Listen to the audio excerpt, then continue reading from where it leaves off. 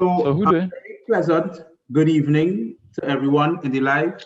My name is Keevo, and I am alongside my good friend Gerard. Gerard, how are you? I good. Hello, good morning. Hello. I just woke up from a nap, so it's morning for me. It's quarantine time, so we allowed to, and just low my a little bit. All right, cool. All right, so first of all, I just want to thank Propa Eats, Guardian, and also a very important sponsor today, Target. Corned beef.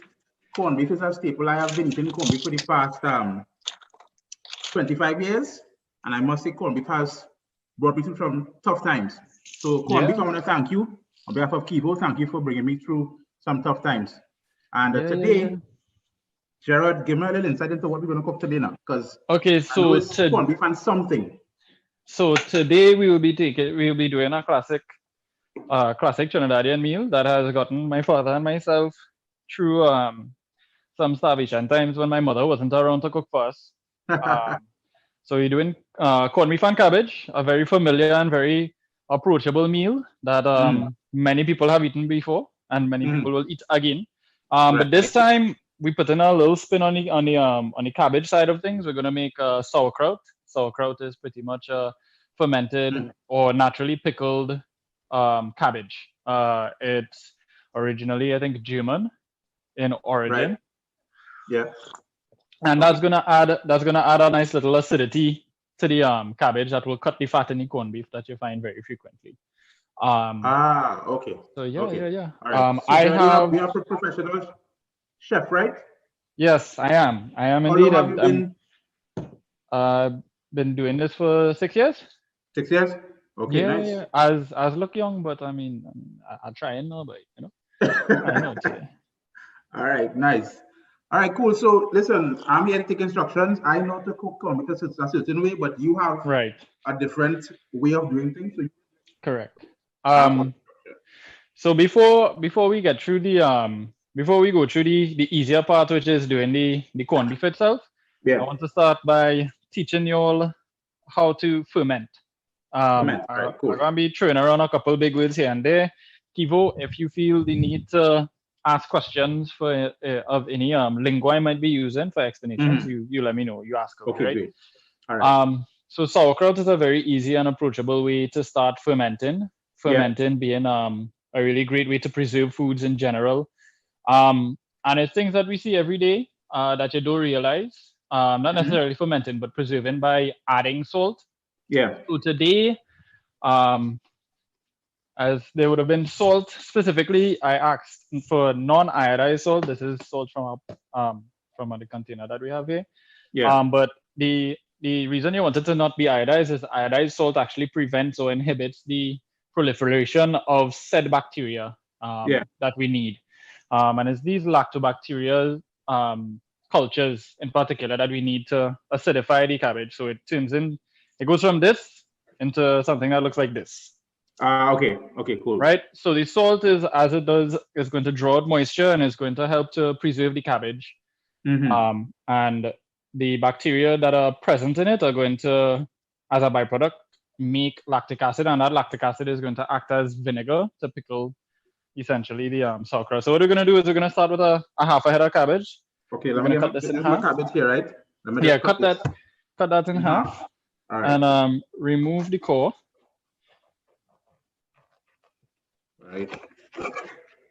Just give me a moment. I'm just sending out the Facebook live stream link to some of my peeps. Okay, great. Yeah. So we're gonna cut the cabbage in half. Of course, wash your vegetables. Yeah. If you are washing your vegetables and you feel like you feel the need to remove a wax or any extra bacteria or anything that you might be paranoid about, I suggest you can use baking soda water. So just dilute a bit of baking soda in some of your water, and that'll help remove any unwanted extras. Yeah. Keevo, do you have a scale with you by chance? I do have a scale with me. Do you All right.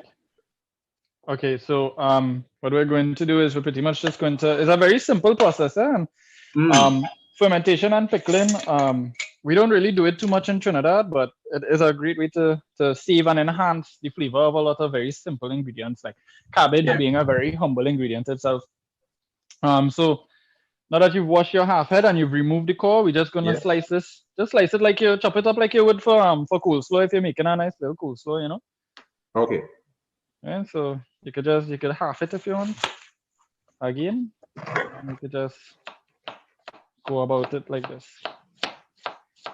It doesn't have to be perfectly thin, and it doesn't have to be, but you don't want it too thick. Okay. You know. Oh, hold on, let me get my little bowl scraper.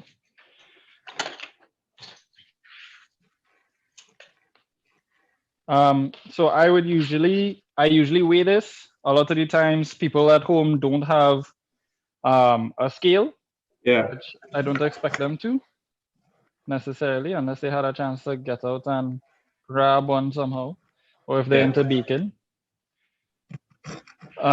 So what I will do for everyone at home that's watching, I will do the approximate volume. So my head of cabbage weighs about 1.7 pounds. Or actually, no, not 1.7 pounds. About 1 pound and 7 ounces, which is about 1.5 pounds. Right. Right. And I do this by a very precise measurement of percentage. So what we're going to do, Keith, is we're going to calculate we're going to calculate about 4% of the weight of the cabbage, and we're going to put that weight in salt.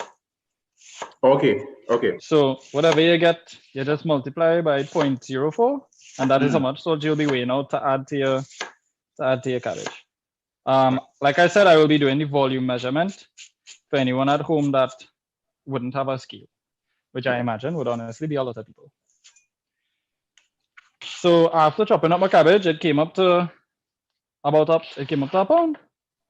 Very conveniently, a pound of cabbage.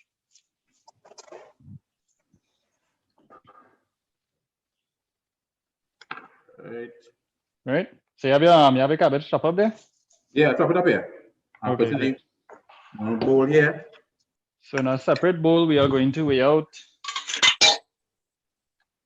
3% of that. And I cannot do math that quickly, so I need to access my calculator. 3% of? 3% of a pound. So that would be 3% of 16 ounces. All right.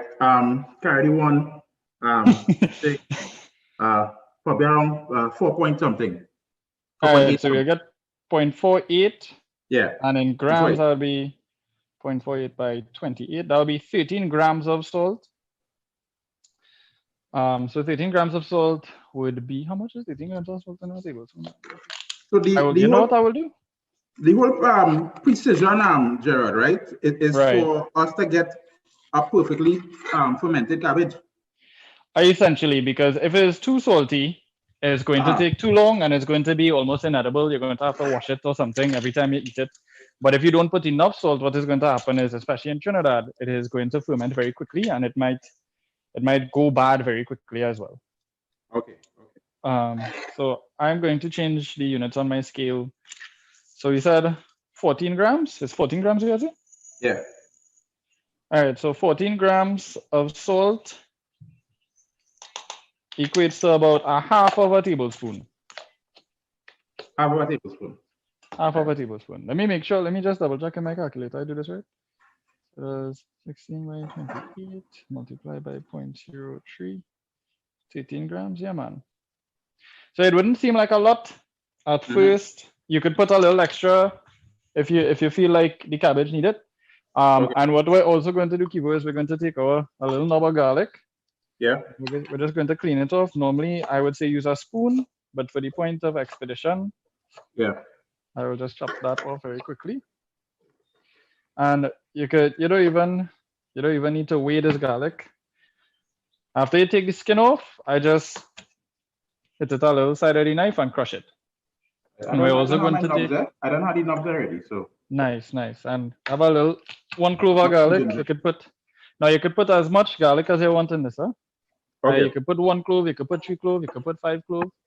Up to you, really. I'm putting two medium-sized cloves of garlic. crushing So putting them, that inside the pan with the. putting that right inside the bowl with your cabbage. All right, cool. All right, so without getting too boring, here we have our bowl of cabbage, garlic, and ginger. We have our salt weed out here. Now again, this is a half a head of cabbage, so about a half a tablespoon of salt if you're going by volume, right? Okay. The best way I could describe the end result in terms of like the initial end result in terms of flavor is salty, but not too salty. And you know, I don't really have a way with it right now. And yeah, we're just going to we're gonna work the salt into the cabbage and we're going to crush it. All right, cool. Right. So what we're doing here, we're breaking down the cell walls in the cabbage, and we're bruising the cabbage leaves apart from just cutting it up. And what that is going to do is the salt is also going to get in there, and the salt is going to help draw the moisture out of the cabbage. So you really want to squeeze it. Okay. You know, get your hands in there. Like you're seasoning meat, same way you're seasoning meat. You just put a little extra squeeze on it, man. All right. All right. You know, you really, if you have any frustrations during the course of the day, just think about those frustrations and find some cabbage to squeeze, man. You know, you're getting a fight with your partner, and you know, we do encourage domestic abuse, but you know, you're getting a fight with your partner. Take it out on the cabbage. Yes, man, I say so. Yeah, long day at work. Squeeze some cabbage, man. Nice. Add some salt to the cabbage, of course. Huh? Yeah. So, of course, like all greens, they're gonna boil down like bhaji, so to speak. It is going to wilt down quite some bit. So, in my case where my bowl was all the way up, it is now taking up less than half of the bowl. Yeah.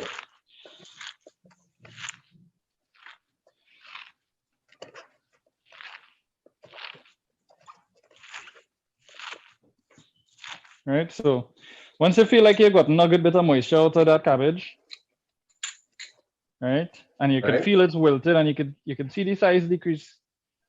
You know, once you're done squeezing it and it shrink down a little bit, now you can put it into your jar. So, here I have a ball mason jar that is 32 ounces or a liter roughly. And you could use any container at home, anything that fits it. It could be glass, it could be plastic, preferably something non-reactive like glass. And do not use metal for this. If you use metal, the acid from the mixture is eventually going to, I guess, corrode the vessel to some degree, right? Okay, cool. So get a nice little glass jar, preferably. You know, if you have anything something like a jam jar or something. Have some more coffee. Hi, Mom.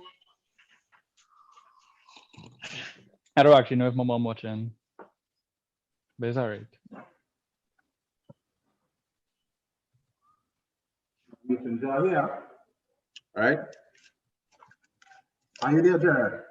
Yeah. All right. Also, before we jar this up, we could also add a little bit of black pepper.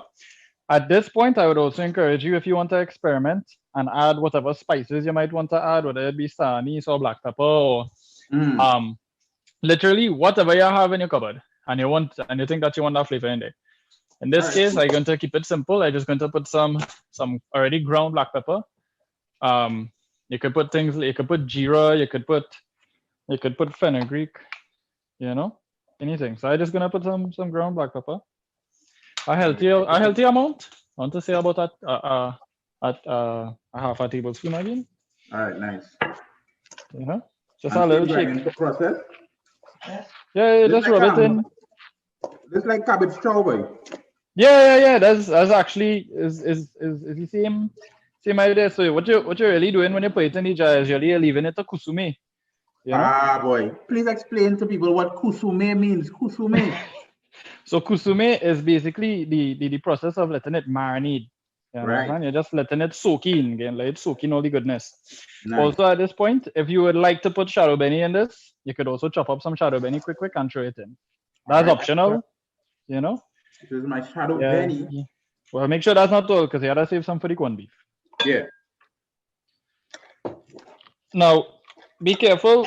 What you want to do is when you're packing it into the jar, you're making sure you're really packing it. Airtight. You want to really push down the cabbage. You don't want too much air pockets or anything. So you see how you jam that in there. So yeah.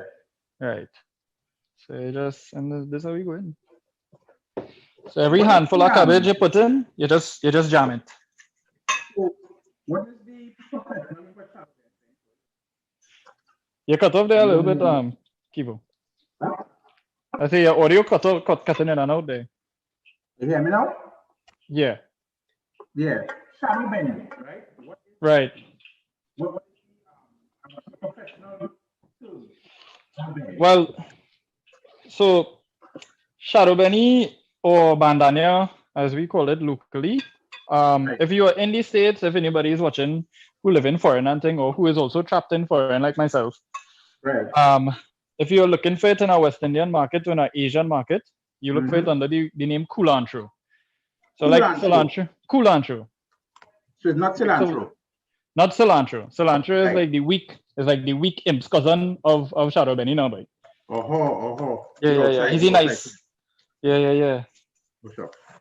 You know, the little side piece that he just treat them nice, you know, but he ain't quite there. You know, he ain't no bad man.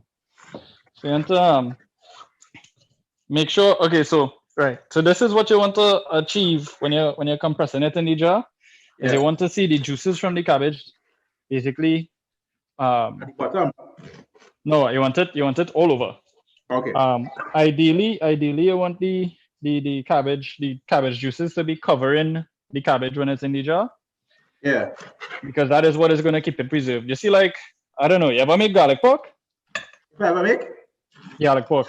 Yeah, I have eaten it a lot. But I haven't made it. So you could actually keep garlic pork for a very long time, as long as it is submerged in the cooking liquids, the fat and whatever. Because it's really the oxygen in the environment. The oxygen in the environment is what spoils it. So it is preserved when it is prepared in the jars. Up to now, I'm pretty sure, I'm 100% sure my father have a jar of garlic pork just sitting down there since Christmas, and it's still good. So you're thinking of it in the same way for this sauerkraut here, for this cabbage chow, if you will, right? You want to keep the juices you want the cabbage to be submerged in the juices at all times. Okay. Now, this is a week-long project. This is a week-long here, but in Trinidad, because it's so nice and hot, it'll be a couple days. It'll take only about 3 days for this to ferment, really. So you're leaving this cabbage to kusume in the jar. You leave it outside on your counter. Yeah. And that is that day. You have cabbage chow there. Let that sit. What you want to do is, 1, make sure it's always submerged in the liquid. Yeah. 2, during the course of its fermentation process, you want to make sure that you unlid the jar. What is going to happen is the lactobacteria are going to start digesting some of the sugars and whatever else they may be consuming in the vegetable itself, and they're going to produce gases, like they're going to produce CO2. And that carbonation is going to build up in your jar. You have to make sure that you burp your jar, quote unquote burp your jar every day, so that it doesn't, the pressure doesn't build up, and you don't hear your glass break in the middle of the night and you go on to see if it's a bandit and it's really just you didn't burp your jar.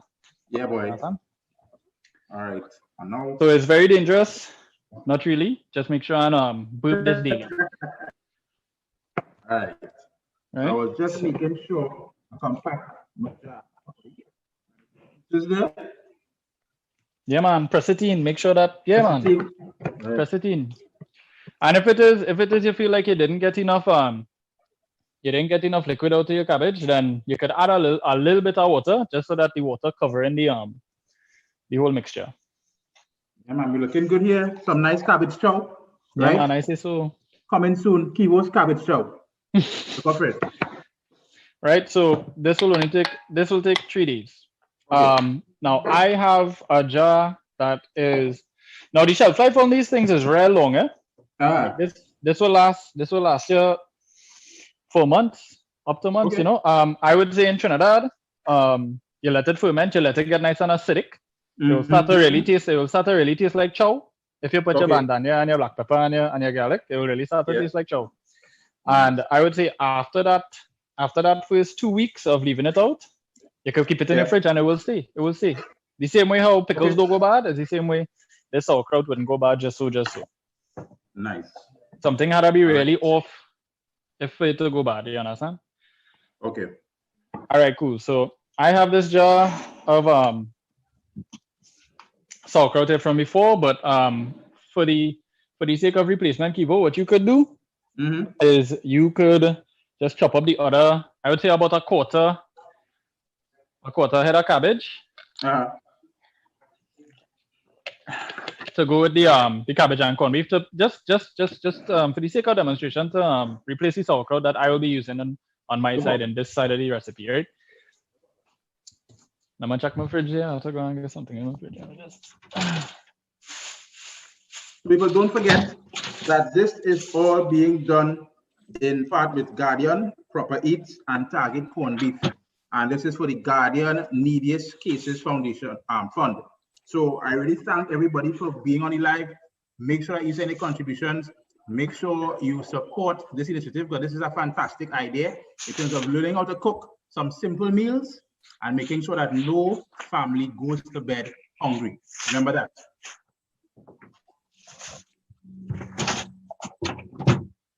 All right, Simon. In terms of cooking, Gerard, right? Yeah. What you would say are the three important parts of cooking? Because I realize cooking is plenty chemistry, because you've been given us some serious chemistry terms and chemistry concepts, etc. So I see that chemistry is an important part. What other things other than chemistry you would think are part of cooking? I would say in terms of chemistry or in terms of just overall? Just overall. Well, like in most professions, safety in the kitchen is a very important thing. Having a dull knife, for example, is one of the most dangerous tools I have in the kitchen. Wow. Okay. Yeah. So you want to keep your knives sharp, keep your area clean, because food is something that is very susceptible to contamination, and people can get very sick if you're providing for other people. If you're cooking for your family self, you can give people food poisoning. And safety first, always. Exactly. So that's one thing. Another thing is, I would say, is a sense of urgency. Not necessarily when you're cooking home, but if you're cooking professionally, you definitely want to have a sense of urgency in the kitchen. You can't be lackadaisical, this kind of laissez-faire mentality that we as Trinidadians have when it comes to work sometimes. You know, you just want to lay back and have an easy day on the job. No, boy, you can't have that, boy. Can't have that in the kitchen. You cannot have that in the kitchen whatsoever. I like that. And I would say the next thing for anybody that might also be looking to get into cooking, apart from cleanliness, which is part of safety, is coachable. Be coachable, you know, be malleable.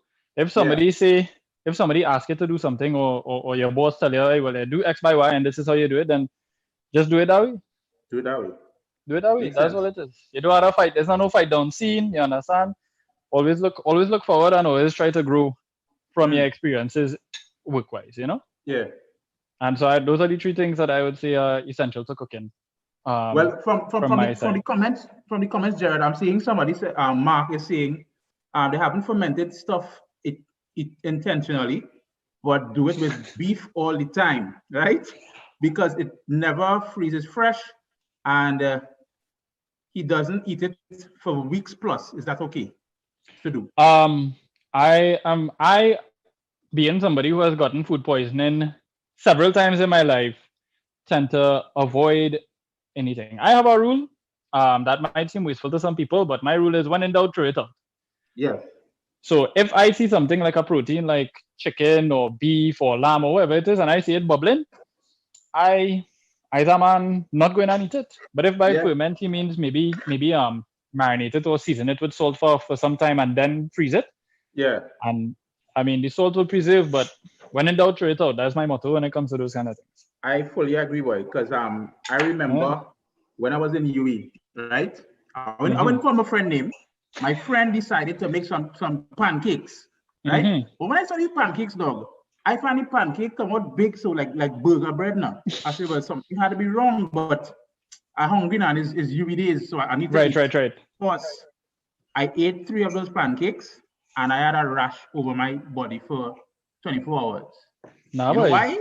Why? There was that camphor balls in the cupboard, and the scent of the camphor balls rested on the actual pancake mix. Yeah. So when in doubt, throw it Throw out. it out. Throw it out, Throw it man. out, Throw it boy. out. Yeah. Yeah. Nah, boy. All right. So let's on that cue, let's get started on the corned beef half of things. Here I do not have Target. access to pimentos. Big up Target corned beef. Big up Target corned beef. Don't know. Yeah. On this side of the equator, I don't really have access to pimentos. So here I was lucky to grab some what is these again, boy? Sweet pepper. Sweet pepper. A small sweet pepper. Right. I have a habanero to replace whatever hot pepper somebody might want to use at home. We have 3 cloves of garlic. Of course, that is up to your discretion. I just suggest 3 cloves. Some people might like their corned beef a little more garlicky. Okay. In this case, I actually surprisingly do not have tomato ketchup. Tomato. So I'll be using a fresh tomato as well. If you happen to have fresh tomatoes, it is not in the suggested. It is not any flyer, any poster for this. But by all means, man, put in a little tomato. You know, Simon. All right.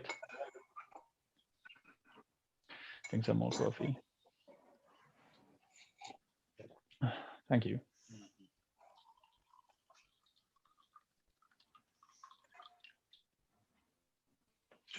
Gracias. It's all good. It's all good.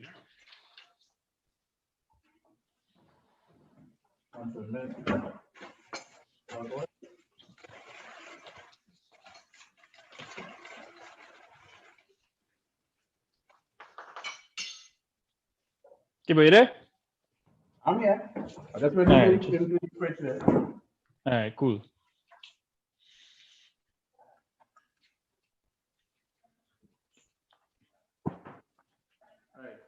I didn't have any pimentos either. And actually I did so. All right. I am being spammed by messages, and whoever watching this stream, if I send you the stream, I cannot read your messages right now. I'm sorry. Okay. All right. So we're just gonna get started on some light knife work. Half an onion. When you're cutting your onion earlier, if you have a sharp knife, ideal. If you don't have a sharp knife, it is happen to beat up. Gonna teach earlier how to just, how to. Let me see that. Now a lot of people have problems cutting onions in terms of they start to cry and things. And there's a host of many remedies for teary eyes when cutting onions. Right, gum. Chew gum, wear glasses, let water run. So really, what is really making the onion? What is really making you cry? It's not you being emotional, obviously. Well, I mean, it might be that, and you might just be cutting onions to cover up. But no judgment. It's a safe space, Ole. It's a safe space. Yeah. Men could cry, yeah. Men could cry and thing. It's okay to cry. Yeah, especially with onion. My number one recommendation for not crying while cutting onions is having a sharp knife. The juices from the onion being crushed and not sliced cleanly are going into your eye, and that is what is causing you to cry while you're cutting onions. Okay. You understand? So we're gonna put that aside.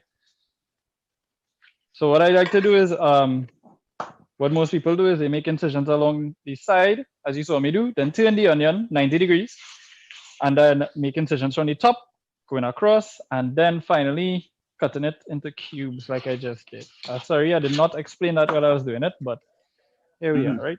And the garlic you want to cut just about the same way. I will crush your garlic. You can crush your garlic into smithereens, or you can slice it in half, and then you go down the center like so. Yeah, you're definitely a professional, brother. From what I see in there. Right now, I have different shapes of garlic and everything. Good.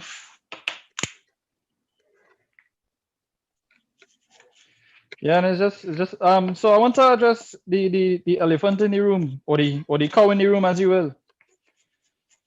You know, although we are currently doing our whole segment on corned beef, I would like to solidify the point that we are making a respectable corned beef dish, and we are not making horn beef. Now, corned beef is synonymous with horn, and I don't really know how to feel about that association, because I really like corned beef. Yeah, man. Well, you see, the local anecdote goes that, if you go to work, and of course this is a conservative viewpoint, if you go to work and back in the day the wifey home, and she's supposed to be home making things like cooking, raising the children, cleaning the house, changing the drapes, etc. And you go out to a hard day at work and you come back from a long day at work, you're expecting to get your belly full. Now, just to be clear, the sentiment expressed in this story is not a sentiment that we support necessarily. Right? Just a disclaimer. And you get corned beef. If you think about it, your wife home whole day, supposed to be cooked. You expecting a nice little oxtail soup, a nice little stew chicken, a little curry stew, something now, boy. And you come home to corned beef. Well, if you start to ask, and you see the drapes and change, the house dusty, you gotta wonder what your wife doing the whole day. So this is corned beef is a Hona man meal or a Hona woman meal, respectively. That's what they say. That's what they say. That's the story is. I was unaware of that. To be honest. The story is whoever partner is at home and they out gallivanting. Maybe they ain't honing you with somebody. Maybe they honing you with going to line with their friend. No, not their friend, like their quote unquote friend. Or their quote-unquote cousin, people like to throw around that excuse. Yeah, that's my cousin. Right, so here we go into the pimentos. Done that horn talk. But yeah, it's synonymous with horn. Corned beef. But we're cooking corned beef, not horn beef. That story will not destroy what corned beef has done for me for my life. Nah, never. And you know what? At the end of the day, if somebody make me corned beef, I go and eat the corned beef. Yeah. I'm not going to, have no existential crisis about corned beef. Corned beef is a very nostalgic dish for me. So we're just gonna do this light knife work on the pimento, quote unquote pimento. Yeah. And I cut it in half and then cut it vertically so you can turn it sideways and. Yeah, I don't cut my pimentos already, but I was on you. Perhaps. You. I stick in here talking about horned beef and thing. Yeah. You come to eat.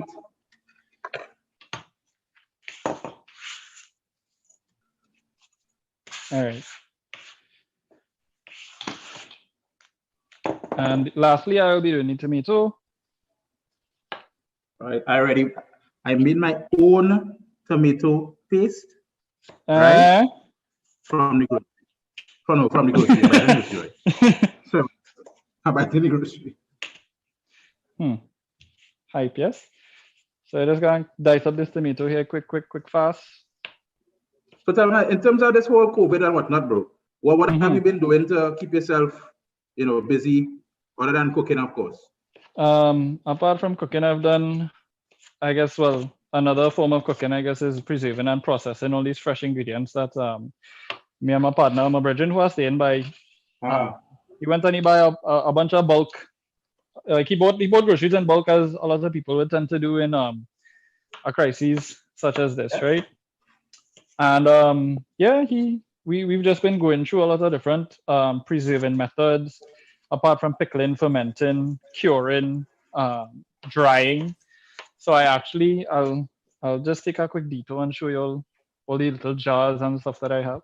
Apart from that, just I'm thriving. Like a lot of people get too crazy and have this problem about, I can't leave the house, I can't go online. But that really bothering me. I just want playing video games and exercising when the time comes, What are you talking about? Wake up in the morning, stretch, meditate, hydrate, and studying a new language, trying to learn Mandarin right now, and trying to up my Spanish game. Yeah, man, yeah. Okay. Culture now, boy, culture. For the culture. So here I have a whole heap of jars of different things that I guess I could show you guys while I'm here.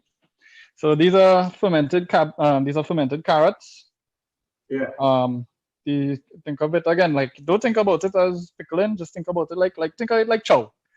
Okay. You know? So fermented carrots, this is actually for my brethren dog, because you could feed your pets fermented stuff. This is a tapache, which is a fermented Mexican beverage with pineapple, ginger, habanero, cinnamon.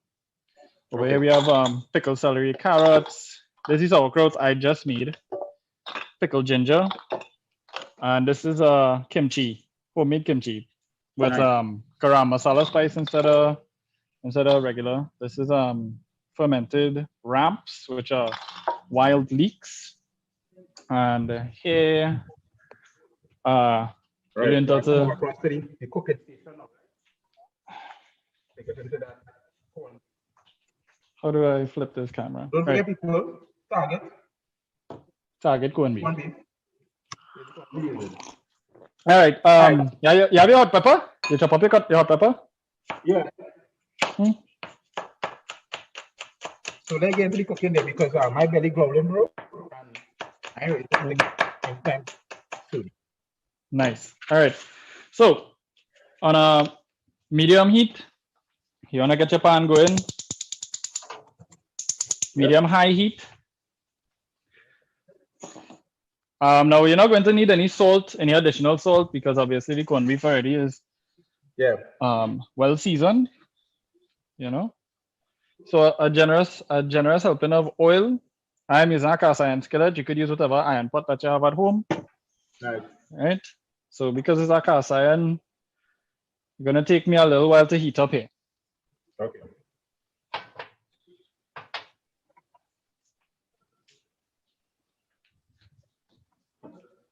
Make sure you have what we call your mise en place ready. So mise en place being the professional, or I guess French term for your prep.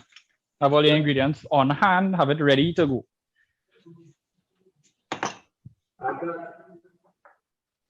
So I'm just going to be moving all of this mise en place over.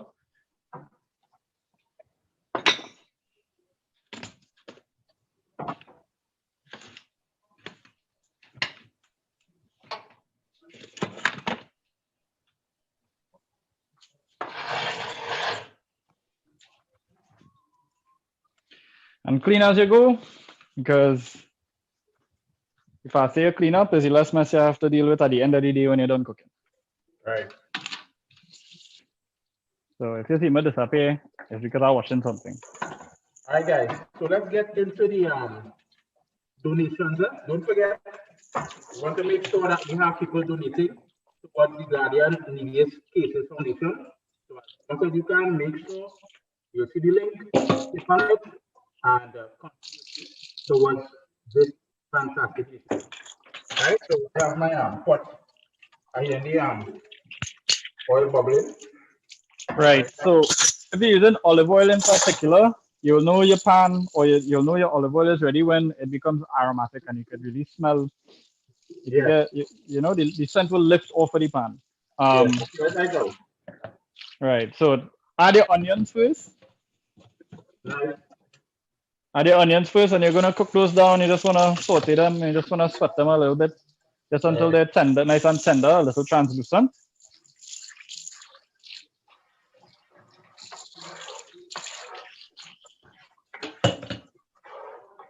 And you want to, when it hit the pan, you want to hear a little sizzle. Yeah, I hear a little sizzle there. Nice, man.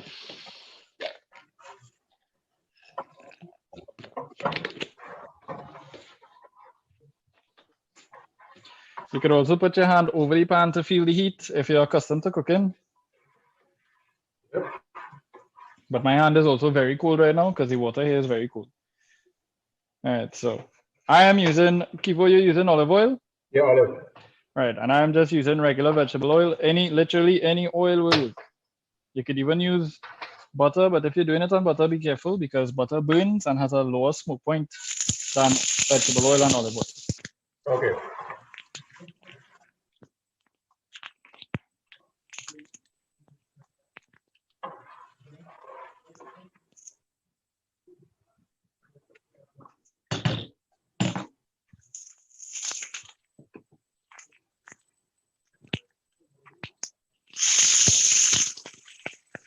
You don't need to disturb your pan too much, just, you know. Let the onion cook down.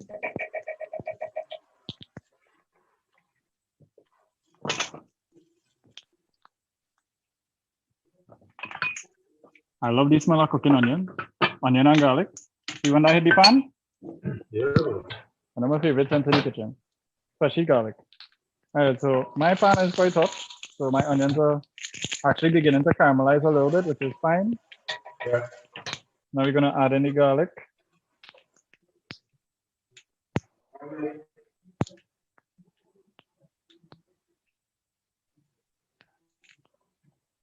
And you could add the pimento same time you add the garlic. And the hot pepper. And you essentially just want to cook these aromatics until, you know, you really get the nice smell of toasted garlic and toasted onion, etc. You want to get the pimento nice and, you know. Yep. If your pepper, if your, okay. If your pepper too hot, and you start to get some pepper fumes in here,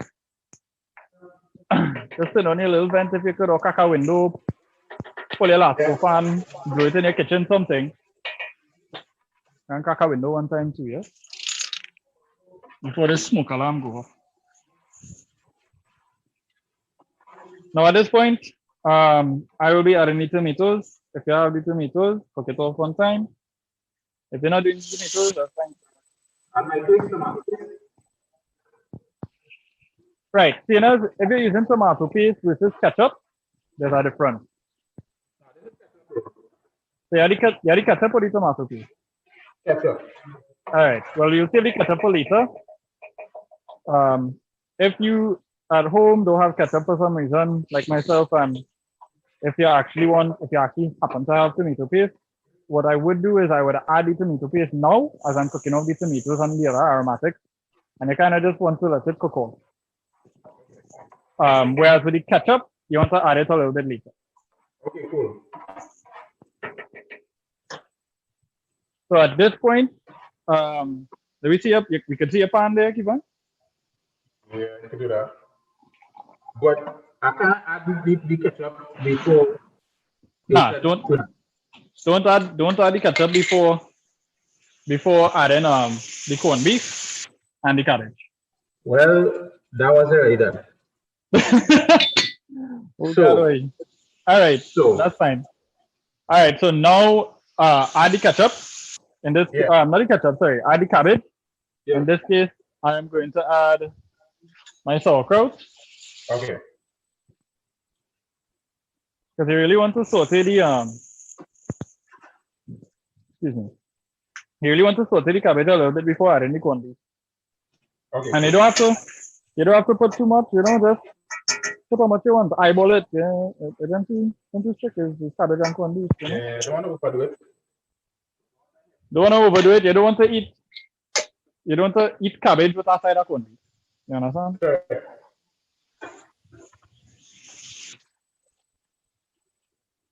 So here I am just sauteing off the sauerkraut.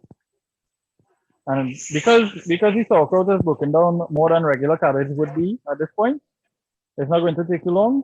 I'm just going to add the corned beef one time. Should I add my corned beef?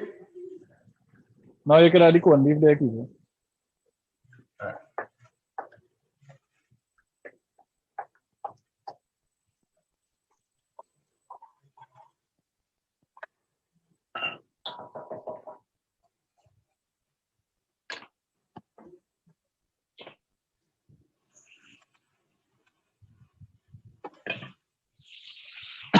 Oh, Jesus Lord.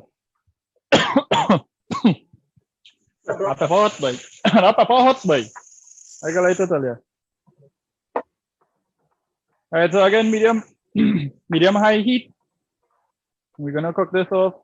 What I'm doing is, you know, corned beef, when it's now take it out the can and mash it up, it'll be a little stiff and it'll. Yeah, so I don't start still pressed, yeah, just mashing it up in the pan with the spoon right there. Have a nice colorful pot. And we're just gonna cook off this corned beef. You really wanted to take some color and stew down. You want the juices and the fat from the corned beef itself to come out and create the nice little half runny texture that you're really looking for, you know? Yep. At this point, I'm just gonna cover it. Let that bubble down a little bit.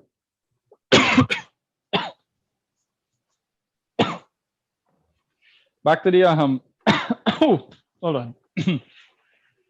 Wow. We looking good here, we looking good here. I like it. Yeah, that's a good thing, man. That's a good thing. Now, of course, you could eat your corned beef with corned beef and rice. Corned beef, cabbage, and rice is a classic, of course. Yeah. An alternative suggestion if you feel like being a little adventurous, or not really adventurous, just if you have leftover corned beef and rice, just make a little corned beef sandwich melt, you know? Yeah. Toast your bread, pop your corned beef on, put a little cheese, put it in the toaster again, let the cheese melt on it. A nice little corned beef melt there. Yeah, real simple things, man. I'd make that sandwich for you one time, but one, I'm lactose intolerant, and two, we actually don't have bread because we didn't make bread. Okay. That's the next thing to buy a real bacon bread since the quarantine started. Yeah, that's another bread recipe, boy. I don't really bread. I know Yeah, I bread like pork ball, boy. Like Big Foon. Yeah, boy. My bread and that's all. I'll do that to everybody. I'm my bread and good. You go get that. You go get our bread. Yeah.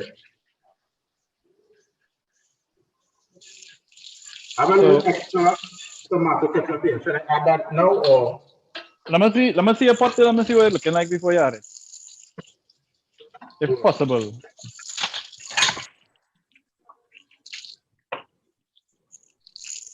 Yeah, man. You could add the ketchup to it, man, and mix it in one time, real nice. Now you see, because I so accustomed just eyeballing this, I don't really have a fixed number for how much ketchup to put. It's really just eyeball. Yeah. I would say maybe just like a couple tablespoons at most, you know?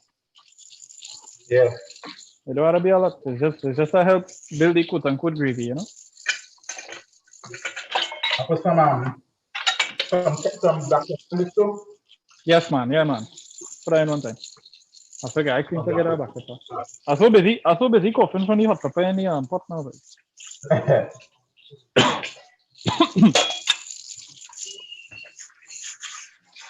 Right, this looking good, boy. That's a good thing. Good. Check it out here. Alright, so my corned beef is starting to look a little familiar here. Now, because I'm not adding any ketchup, this is the point where I would add ketchup. Okay. When it cooks down and you want to introduce a little moisture to it. Mm-hmm. So now at this point, you're just gonna add a little bit of water. Just a touch of water. I know that might seem like a lot. A touch of water, a little bit of ketchup, and you cover it and lower the heat. And we're almost done. We're almost there. We are almost there.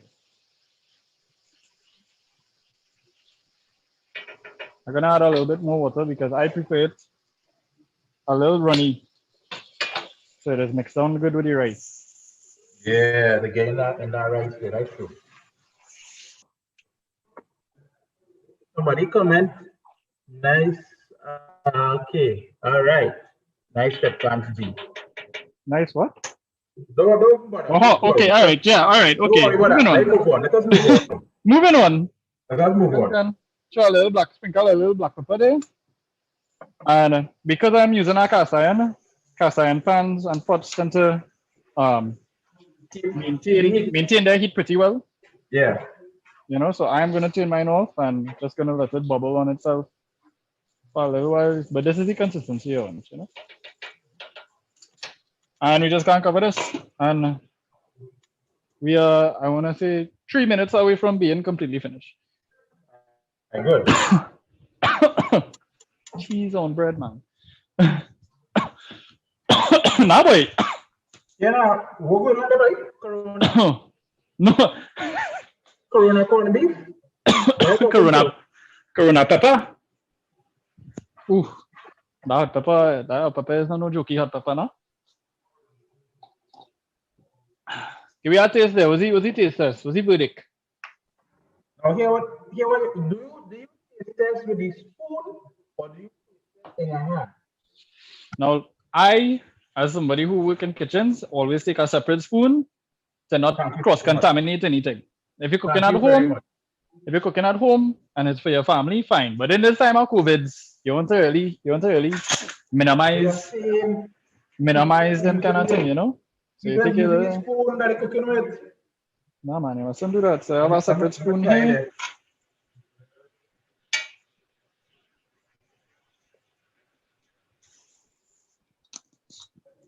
Just like a mama make it. No, but sure now. Mama make it. Yeah, man. Quality corned beef. Shout out to Target corned beef, yeah. Target is the corned beef of corned beef. Yeah, boy. And there you have it. A nice little. Now see when you the difference that you will get using the sauerkraut versus the regular cabbage. That you'll have a little bit more tartness, slightly more complex, a little bit more acid, you know, a little bit of astringency, if you will. Okay. Astringency, yeah. So I just drink some water now. Drink some water. Boy, I'm trying. Yeah. Now somebody said, show us how to plate it up. How to plate up some corned beef, all right? Yeah, make it gourmet. We want corn a la beef, right? We want corn a la beef de Gerard. So how to do that? Partner, I was ill prepared for this task, but you know what? I'll try my best. Dina said my pot looking dry. I don't understand what you're talking about. Dina, if your pot looking dry, turn down the heat, add a little more ketchup, add a little bit of water, and you're good to go, man. No. She didn't say her pot, she said my pot looking dry. But are you taking it? Right? But that looking saucy to me. Yeah. That looking saucy to me. Yeah. I told you, I was lucky enough to have some rice in the fridge. I just gonna do a little plate up for all, yeah? Yeah, plate it up first, Gerard, before we close. I'll make a little garnish, boy. Let's see, on my side. Yeah, I love that. So, put some bread peppers in this to some. Boy, you know what I clean forget to put in this pot? Some shadow benny, boy. Well, nice. I make one of us. Well, in that case, I cannot get shadow benny up here, just so. So I have a little bit of the imps, because I'm the imps man, the side man. A little bit of cilantro. Benny up here, look for something called culantro. Thanks, Keevo. Thanks, boy. Thanks, I appreciate the advice. Yeah, Amanda said Target corned beef goes with anything. That's true. It's true. Corned beef and rice. Corned beef tacos. You can make corned beef and brown rice, wild rice, fried rice. You can make corned beef fritters, corned beef and festival, corned beef and etc. Yeah, it had that fete I went to. It had corned beef and rice. You know, I ate corned beef and rice and all inclusive already. Make you not. I was using the wrong knife, Gerard, right? Using the wrong knife, and this is a chef knife, right? Correct. Ideally, for everything you want to use a chef knife, unless it's a specialized task like breaking down chicken. But even for chicken, you could use a chef knife. Yeah. Make sure and wash all your greens. Do not give yourself E. coli. Make sure and wash your greens. Right? So you're just gonna cut up some cilantro here. Brisk. As a little garnish, and to add, of course, to the flavor.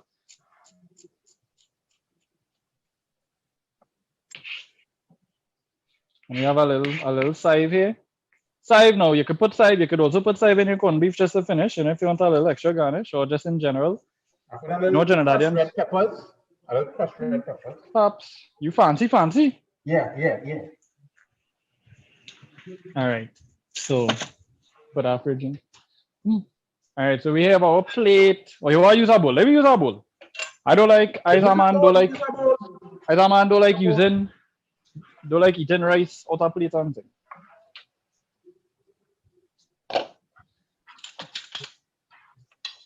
So rice is not for plate or what? Boy, I don't know, but I just had trouble eating rice on a plate. That is the first time I ever that.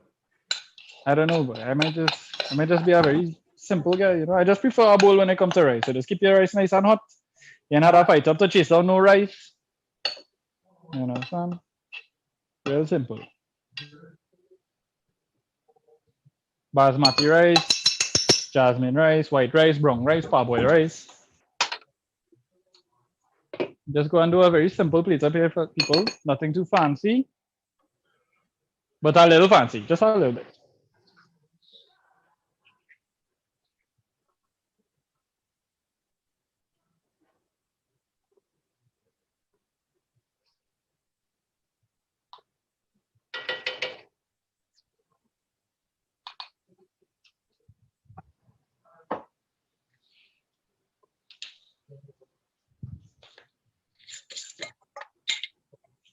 I'm going to put a little extra sauerkraut just to help with the garnishing and to give the plate a little extra something, you know. I'm gonna try something different. You want to plate a different kind of plate? I want to do something different on my side. Yeah. Sound good, man. From what I heard of it, because you were cutting in and out just now. Right. I am going to do something for corned beef with roasted wheat cakes. You mean toast? Toast bread, right? But I call it roasted wheat cakes. Change it up, yeah. Change it up on them.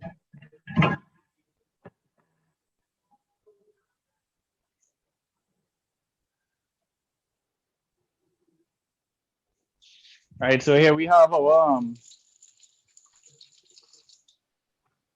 if you want to get really fancy, is preserve, you know, beef pate with fermented cabbage and herb salad.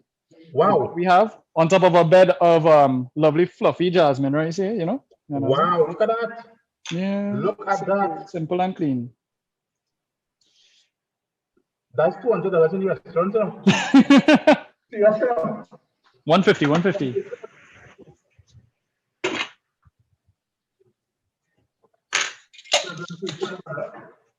And guys, please donate it to Guardians. His Guardians need Guardians. Where does Kivo?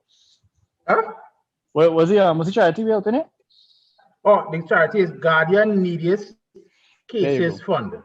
Guardian Neediest Cases Fund. Please contribute. Please contribute. Remember that you're helping feeding families that wouldn't normally have food otherwise. It's always good to pay it forward and to give back. Always. Well, yeah. This is the first time I'm seeing. Cakes are like about 1 minute again to make my cake presentation, and we'll close off with today's fantastic meal. Yes, man. Oh yeah. Also, Kivo, I prefer to eat the food with a spoon. I'm not a fork man. Listen to me. I thought it was me alone, boy. No, boy. I see people eating with fork and knife all the time, and I feel shame eating with a spoon, man. So just let you know, tomorrow, Chelsea Likong is making fried chicken wings with Shadiq Day for a girls' night at 5:30 tomorrow, right? So don't forget tomorrow, Chelsea. Hello, how are you going? Is making fried chicken wings with Shadiq Day night tomorrow. All right. So how long on the toast, chef? How long on the toast? Yeah. You eat cakes. I did medium rare. Right. Medium rare with cakes. Some of just garnish there with corned beef. Give it a nice even spread. You want to make sure you get a bite of corned beef and a bite of bread in every bite. You understand? Yeah, that's what we're talking about.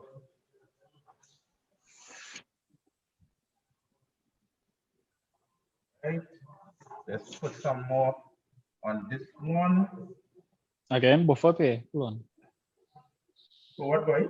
I am being told to take a picture of the dish before I ruin it.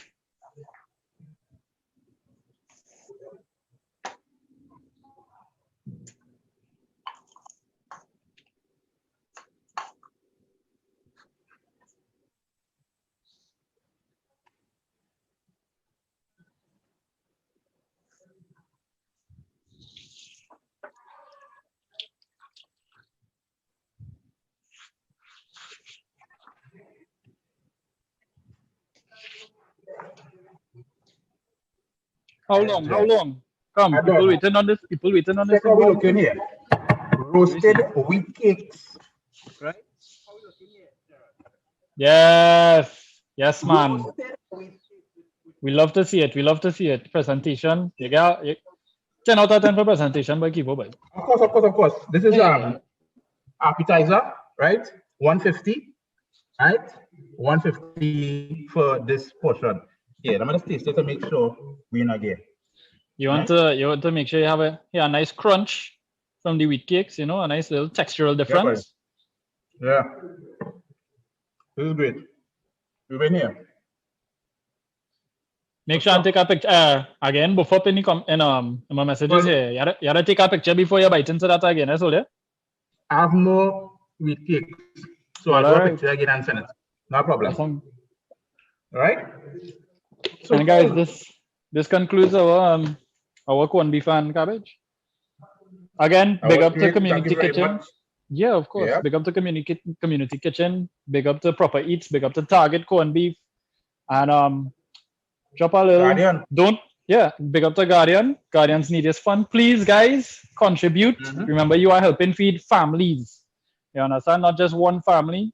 And even if we only manage to feed one family, at least that makes a difference, you know? Don't miss tomorrow's segment with Shadiq Day and Chelsea Lee Kong. And today, I just got word in today, they distributed 100 hampers. So a little help goes a long way, guys. Make a donation and help feed some families. Thank you again for tuning in. Thank you very much. Bye, guys.